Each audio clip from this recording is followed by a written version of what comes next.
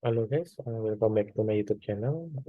Perkenalkan, nama saya Doni Prakoso dari Universitas Pancasila Bekasi, Fakultas Ekonomi dan Bisnis, dengan nomor induk mahasiswa 289222566, Prodi Manajemen. Pada kesempatan kali ini, saya ingin mempresentasikan untuk mata kuliah Statistik Bisnis, dosen pengampu Ibu Ervia Eriza, SPDL, MPD. Mungkin bisa langsung ke pokok materinya, akan saya jabarkan. Eh, Materi kali ini adalah tentang ukuran pemusatan. Definisinya, definisi ukuran pemusatan adalah nilai yang digunakan untuk menggambarkan sekumpulan data dengan mengidentifikasikan pusat dari kumpulan data tersebut. Jenis ukuran pemusatan ada tiga, itu ada min, median, dan modus. Rata-rata hitung tunggal. Rata-rata merupakan perwakilan kuantitas dari sekelompok data. Besar kecilnya nilai rata-rata dipengaruhi oleh jumlah data dan banyaknya data itu sendiri. Jadi data tunggal dipengaruhi oleh jumlah semua data dan banyaknya data itu sendiri ya. Untuk rumus data tunggal sendiri, eh, rata-rata min adalah jumlah dari keseluruhan nilai pada suatu set data dibagi dengan banyaknya data. Apabila kita memiliki data sejumlah n dan data tersebut memiliki nilai x1, x2, x3 sampai xn, maka rata-rata dari data tersebut dapat dihitung dengan rumus berikut. X sama dengan x1 ditambah x2 ditambah x3 ditambah bla bla bla bla ditambah sampai xn atau yang terakhir eh, setelah itu dibagi dengan n. Jadi contoh si soal, jadi seorang guru ingin menghitung nilai rata-rata ujian di kelasnya.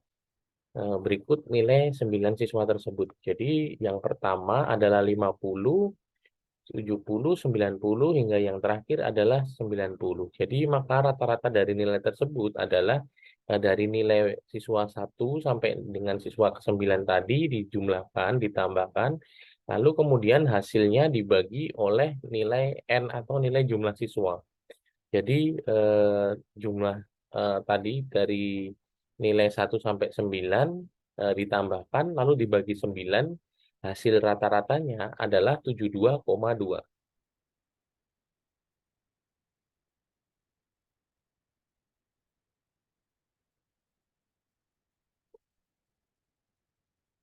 Baik, selanjutnya adalah rata-rata hitung data kelompok.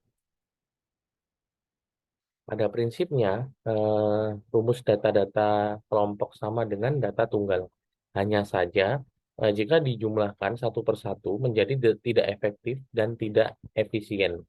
Karena terlalu panjang. Rumus data kelompok itu sebagai berikut ya. Jadi, kita lihat di sini ada X sama dengan sigma XI dikali FI, lalu dibagi dengan sigma FI.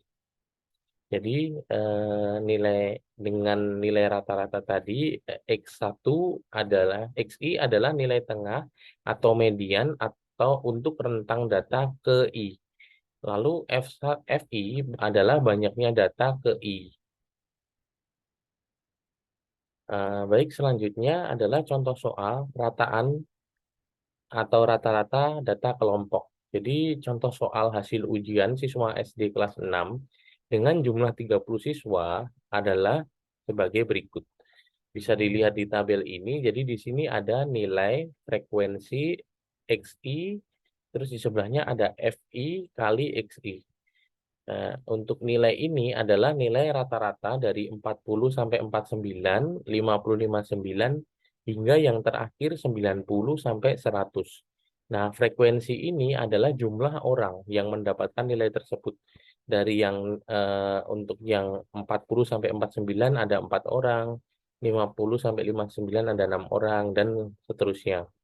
Nah, eh, tentukan rata-rata menggunakan rumus data kelompok. Jadi langkah-langkah menentukan rataan hitung data kelompok menggunakan nilai tengah interval. Yang pertama harus tentukan nilai tengah XI, masing-masing interval dengan rumus XI sama dengan BB ditambah BA dibagi 2. Seperti itu. Jadi di sebelah kanan ini adalah langkah-langkah untuk menentukan.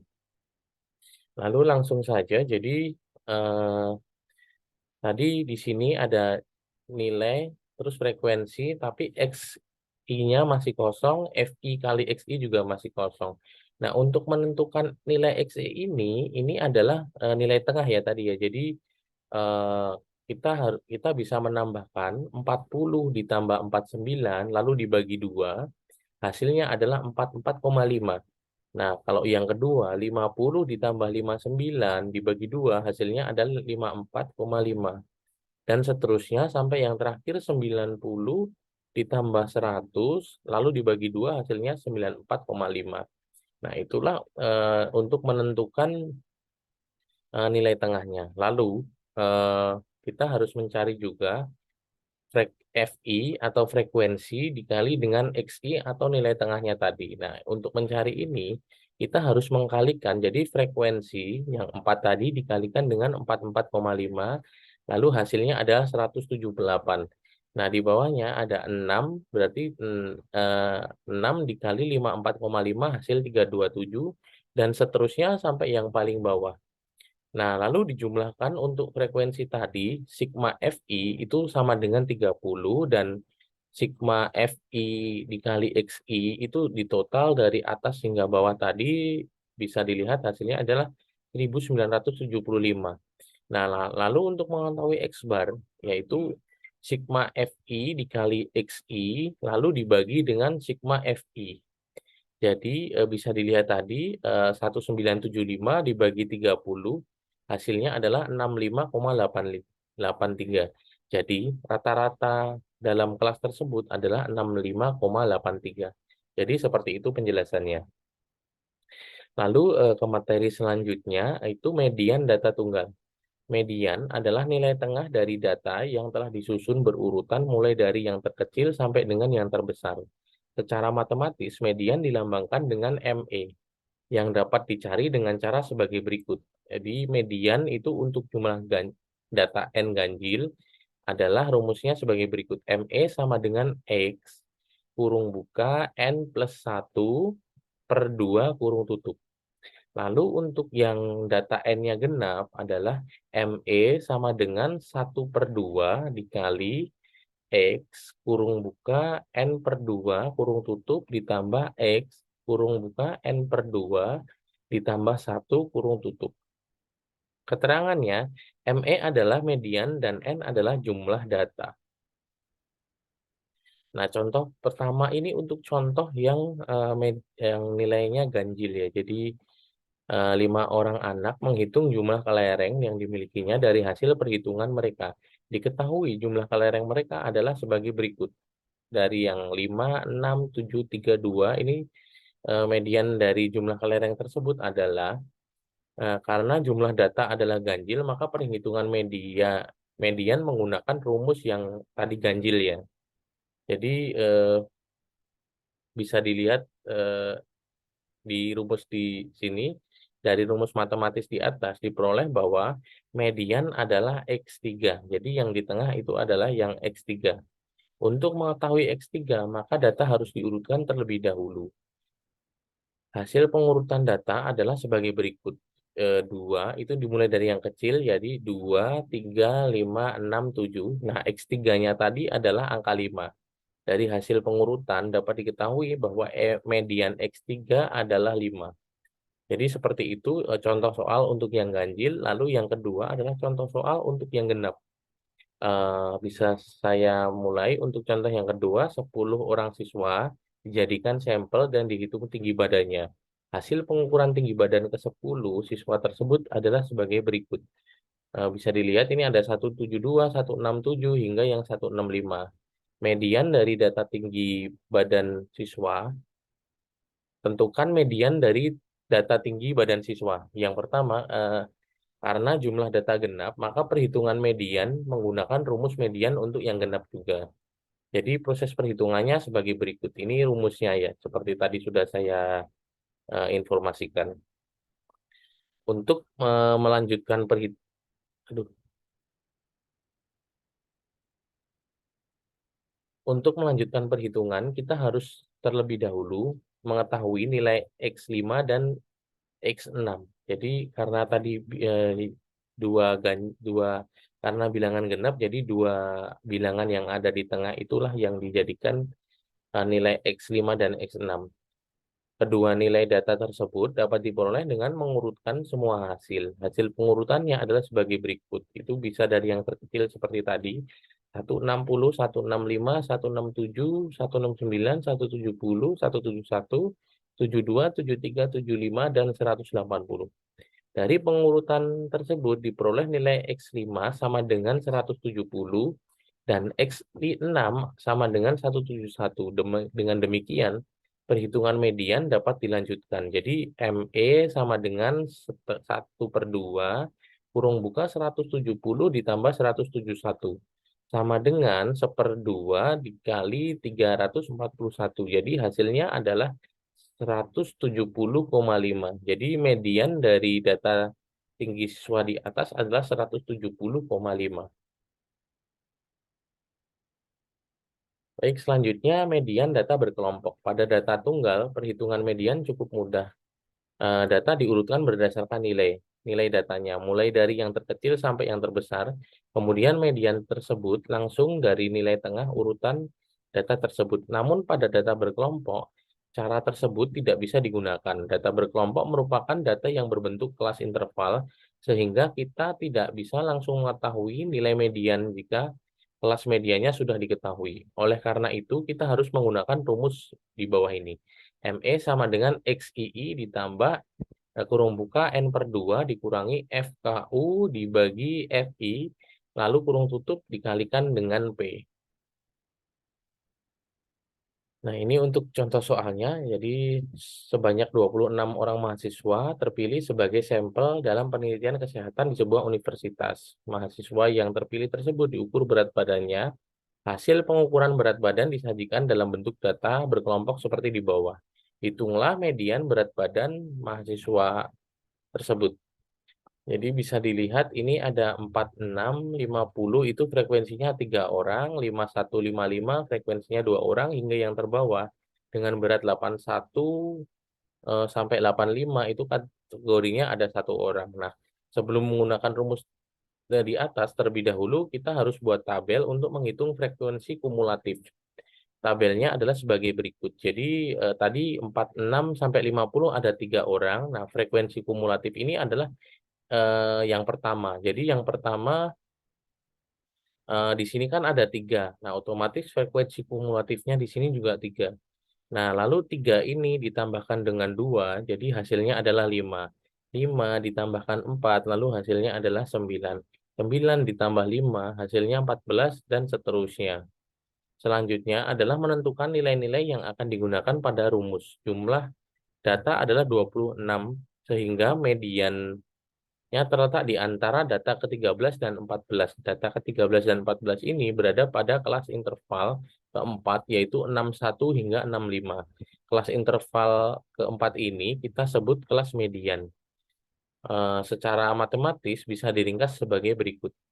XII sama dengan 60,5, N adalah 26 jumlah siswa tadi, FKI adalah 9, eh, FI sama dengan 5, P adalah 5.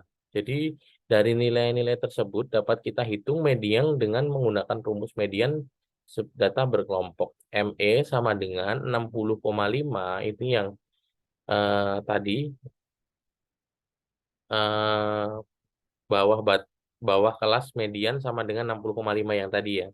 Jadi kurung buka 26 dibagi 2 dikurangi 9, lalu dibagi dengan 5 kurung tutup. Terus dikalikan dengan 5. Jadi hasilnya adalah 60 itu ditambah dengan 4. Jadi eh, berat badan median mahasiswa adalah 64,5. Lalu selanjutnya modus data tunggal, penjelasan tentang suatu kelompok data dengan menggunakan nilai yang sering muncul dalam kelompok data tersebut, atau bisa dikatakan juga nilai yang populer.